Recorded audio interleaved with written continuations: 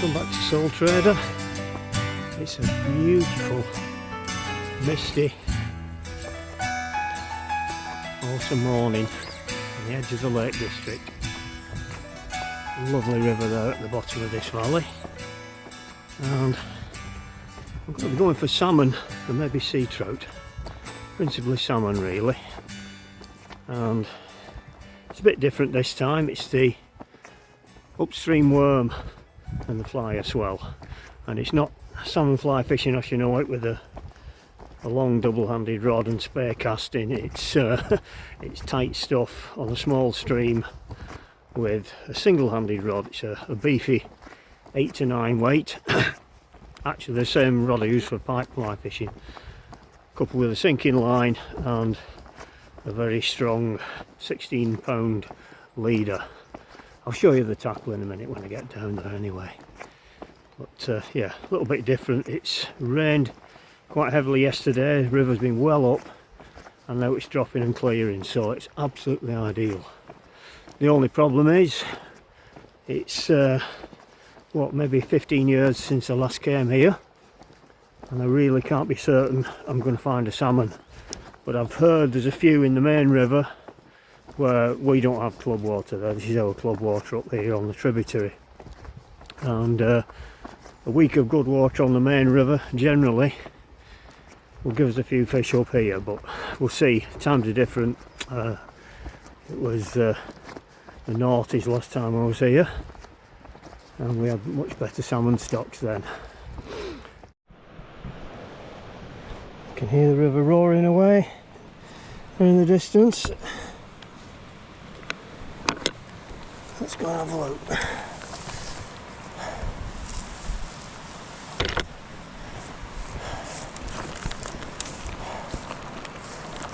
If memory serves me right, there's a pool here straight away.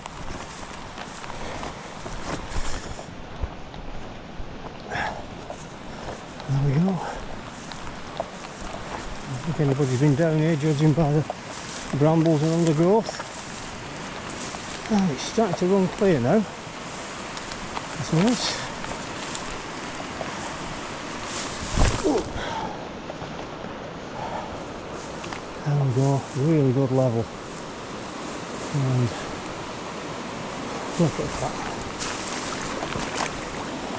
Absolutely beautiful. Magnificent. Cumbrian salmon river in its full glory. Normally this is, I don't know, maybe 18 inches lower. There's a hell of a lot of water in, but it's running clear, and I'm hoping that really big water yesterday will have brought some salmon and sea trout through. Try the worm first in this very rapid water, and then maybe the fly over that far side. Fish could be anywhere basically.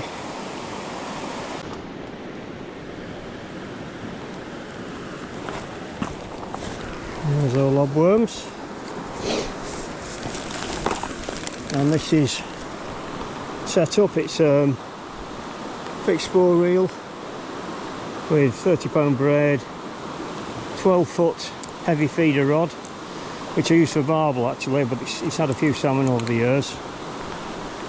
And I'm down to a 14-pound hook length, and I'll show you the setup in a minute with the plasticine. Back in a minute. What I've done, I've trapped this lobworm with a little bit of rubber band now, hopefully it doesn't slip off the barbless hook. Let's get a salmon. And the obvious place is this little sort of slightly deeper dub right at the head of the pool here. Drop him in. Keep contact.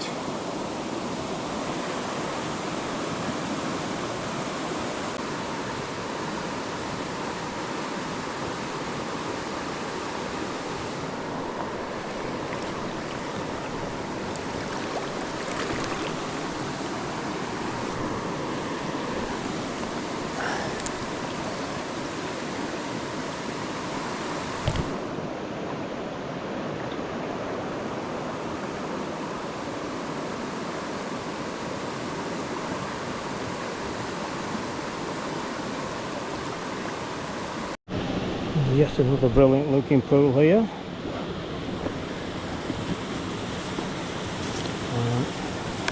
There's a place I've had salmon before.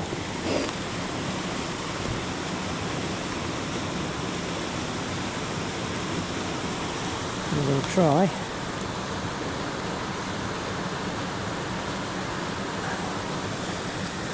the worm first.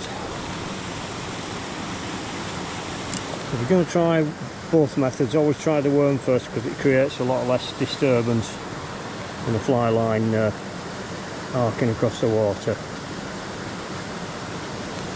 When I push this pool down with the fly, I'm going to try and approach it from upstream rather than to walk past where the fish are, because I think the fish are likely to be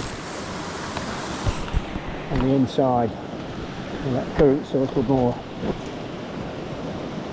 sort of quieter. And flip this over that. Try the margin first.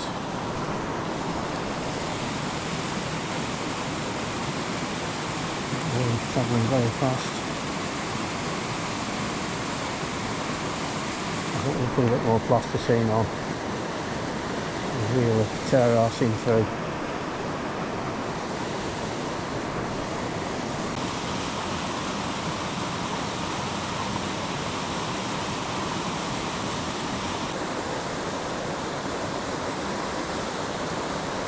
Keeping up with the birds as it swings round.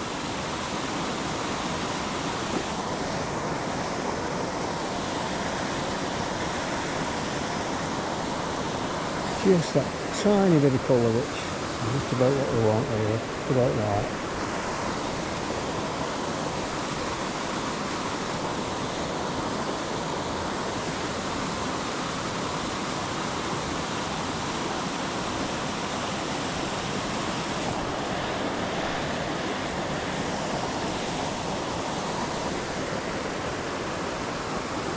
The fly down this run here now. A lot of noise from the river. Nice big meaty cascade with a weighted head, and a sort of grouse and claret on a dropper, nice and bushy. That should create a bit of commotion, certainly at the head of the pool. But as it fishes further down, the sinking line will take it underwater. But while we've got the rod high, that should dance around on the surface. Nice room for a back cast here, so it's got to be a roll, which is the way most of the river is here.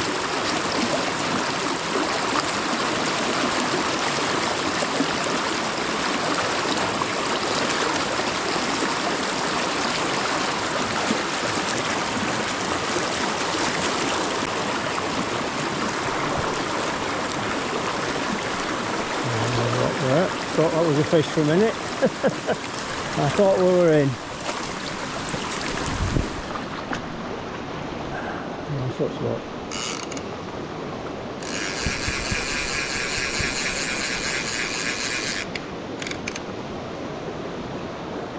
So a little tip when you're stuck on a rock fishing downstream like that, especially in a strong current, if you take a step or two downstream, without pulling too hard on the snag, just take a step or two downstream, or else pay off some line and let a loop of fly line gather in the current, like a crook below the fly, then give it a tug and it'll pull it out from downstream, pull it out from the other angle. 9 times out of 10 that works. You're fishing in a river with a lot of boulders like this. Hold it over that strong current and just let it come across the slightly easier flow on the near side.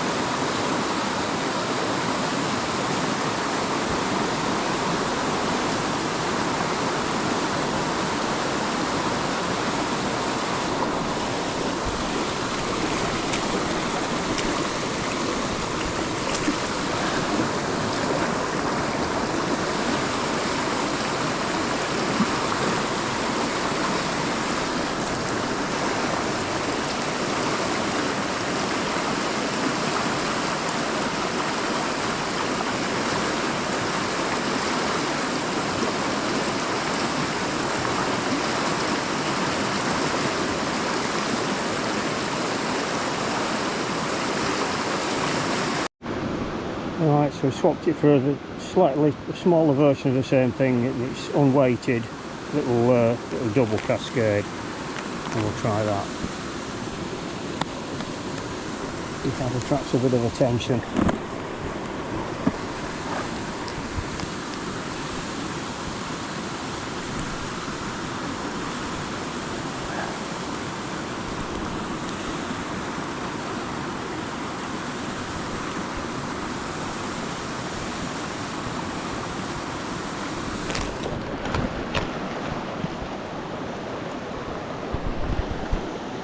So this is the thing you've got to bear in mind with salmon fishing in England nowadays. It's almost certain you're going to blank, I'd say over 99%, unless you've got some extremely good water, expensive water, maybe on the River Eden or the Tyne or something like that, with a gilly that knows the water and can sort of put you on top of the fish. Even then it's not a cert. And the other thing is, if you're local on a pretty good river and you can get there exactly at the right time and you know it like the back of your hand. Otherwise, for most of us, it's basically casting exercise. So even a sniff of fish is an absolute bonus. Just think of how many salmon fishing episodes there are, sort of salmon fishing people on, salmon anglers I should say, on YouTube, and you know, they pay for a day on a moderately priced or fairly expensive beat and it's a blank, you know. It's basically the norm.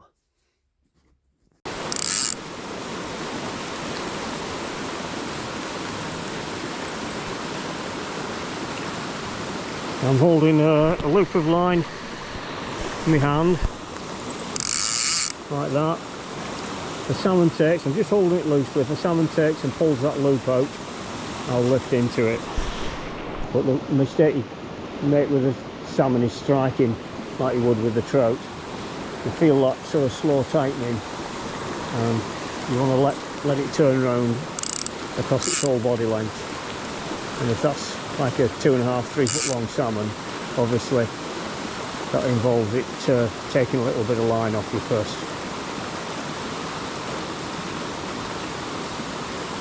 Very common thing with trout anglers when they do actually hook a salmon is they tend to strike and almost lose it immediately because it's not hooked properly.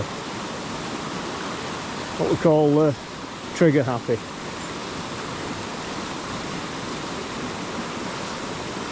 At the end of the drift, I'll just pull it, give it a couple of pulls, and obviously if I get a take on the pull, it's basically like streamer fishing for trout. You can't do much about it, it's either hooked or it's not.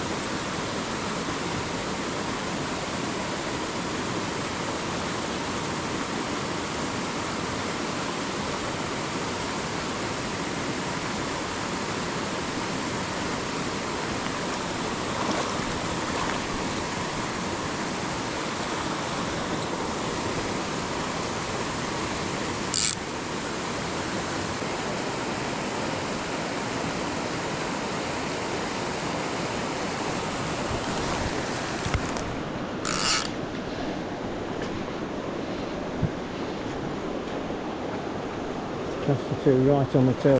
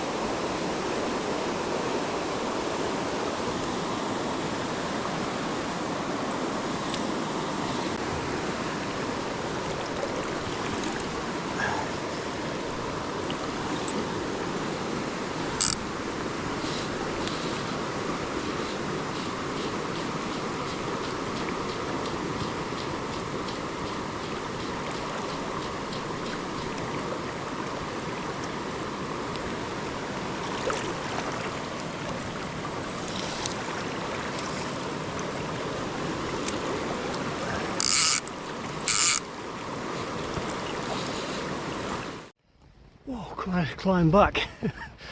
Very steep hill to get up. Nice coming down, but not good going back. Anyway, unfortunately, a blank. No salmon, no sea trout, and no discernible takes. So, yeah, it's a sad comment on the way things are turning out these days with the migratory fish. I think catching it in those conditions mid-September 15-20 years ago would have been almost guaranteed a fish, certainly a sea trout if not a salmon. And I don't know, I've not even seen any brown trout moving. Very sad really, but beautiful place. I don't regret coming. It's one of those things, patience wise I'm probably better off suited as being a trout fisherman really. So anyway, I'll try and catch my breath again and get the rest of the way up this hill. If you've enjoyed the video, please subscribe if you're not already a subscriber, totally free, and I will see you next time. Take care, tight lines, bye bye.